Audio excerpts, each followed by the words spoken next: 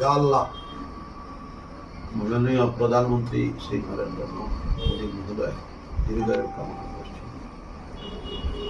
মোদী সরকারের 12 বছর পূর্তি উপলক্ষে পূর্ব গোবিন্দপুরে দোয়া মাহফিল।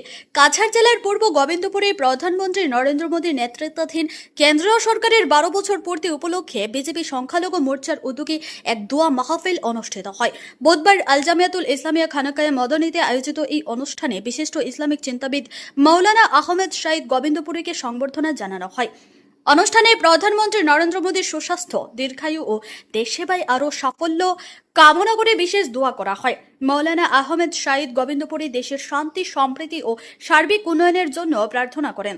বিজেপি সংখ্যালঘু মোর্চার জেলা সভাপতি বলেন, দেশের উন্নয়নে প্রধানমন্ত্রী মোদীর 12 বছরের নেতৃত্ব একটি উল্লেখযোগ্য অধ্যায়। তার সুস্বাস্থ্য ও দেশসেবায় অবিচল থাকার কামনায় এই দোয়া মাহফিলের আয়োজন করা হয়েছে। আমাদের আসাম তথা ভারতবর্ষের শান্তি প্রতিষ্ঠা হোক, সেটাই আমাদের কামনা। সকল মানব জাতির কল্যাণে যেন আমরা সকলে কাজ করতে পারি। মাননীয় প্রধানমন্ত্রী উত্তম মাননীয় সুবহান রাব্বিকা রব্বিল ইজ্জাতি আম্মা ইয়াসিফুন ওয়া সালামুন আলাল মুরসালিন আলহামদুলিল্লাহ। মাননীয় প্রধানমন্ত্রী শ্রী নরেন্দ্র মোদী মহোদয়, ভারতবর্ষের প্রধানমন্ত্রী, উনার ভাষণ আমি মাঝে মাঝে শুনি। উনি একদিন বলেছিলেন, আমি রাত্রে 12টায় শুনেছি, যে ভারতবর্ষের মুসলমানদের কোনো প্রবলেম নাই। শতকরা 90% মুসলমান ভারতবর্ষের আদি বাসিন্দাদের বংশধর।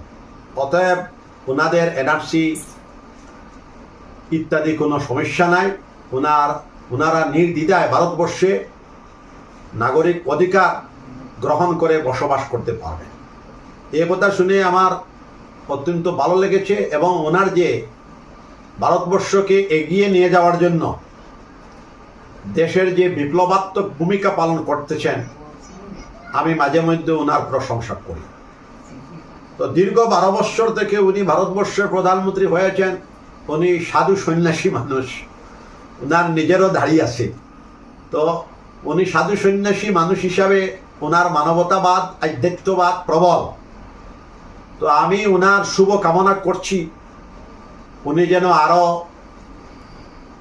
পুরা টার্ম পূরণ করতে পারেন, এবং জাতি, ধর্ম, বর্ণ নির্বিশেষে হিন্দু, মুসলমান, খ্রিস্টান, বুদ্ধ, পাহাড়ি, ট্রাইবেল, শিখ, সমগ্র ভারতবাসী আপামর জনসাধারণের সেবায় যেন উনি নিয়োজিত থাকেন, এটাই আমার প্রার্থনা, এবং ওনার দীর্ঘায়ু কামনা করছি। আমি নিরপেক্ষ মানুষ, কোনো পলিটিক্যাল পার্টির আমি কোনো একটাকারও মেম্বার নয়। কংগ্রেস, বিজেপি, ইউডিএফ, কোনো পলিটিক্যাল পার্টির আমি মেম্বার না। মানবতাবাদী মানুষ আমি একটা কথা পরিষ্কার করতে চাই, যে ভারতবর্ষের প্রধানমন্ত্রী হন, আসামের মুখ্যমন্ত্রী হন, এই যে সর্বোচ্চ সম্মানের এবং দেশের প্রশাসনের সর্বোচ্চ আসনে বসা, সেটা কিন্তু বিশ্বপ্রভু আল্লাহর হুকুম ছাড়া হয় না।